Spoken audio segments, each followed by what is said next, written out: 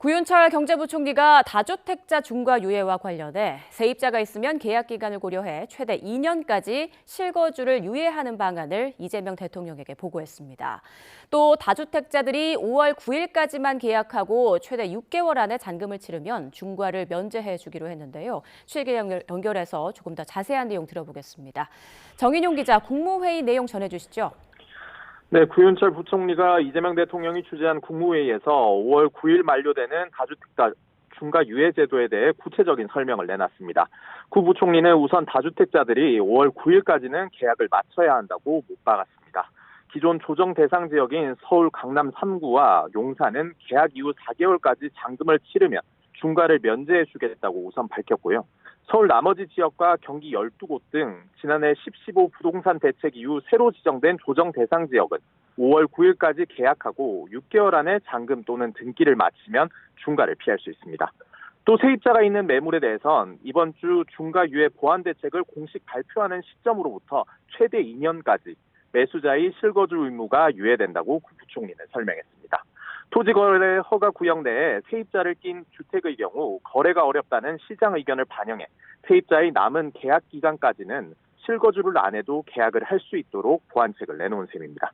국무회의에선 매입 임대 사업자들이 임대 기간이 끝난 이후에도 영구적으로 양도세 중과를 면제받는 현행 제도에 대한 논의도 오갔는데요. 이 대통령은 이들에 대해 임대 기간이 끝나면 일정 기간을 정해 다주택 중과 면제 혜택이 종료되도록 하는 방안을 광고해달라는 취지로 주문했습니다. 이 대통령은 앞서 오늘 새벽에도 SNS를 통해 유사한 언급을 내놨는데요.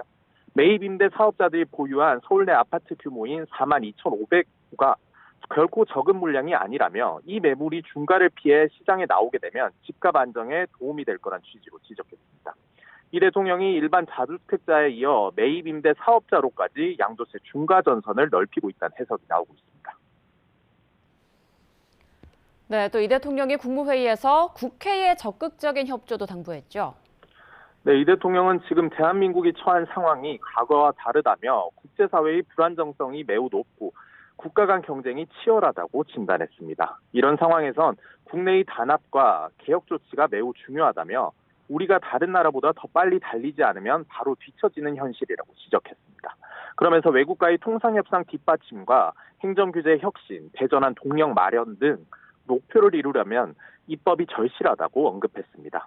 현재와 같은 입법 속도로는 국제사회의 변화에 능동적으로 대처하기가 매우 어렵다며 여야를 떠나 국익 우선 정치를 부탁한다고 당부했습니다.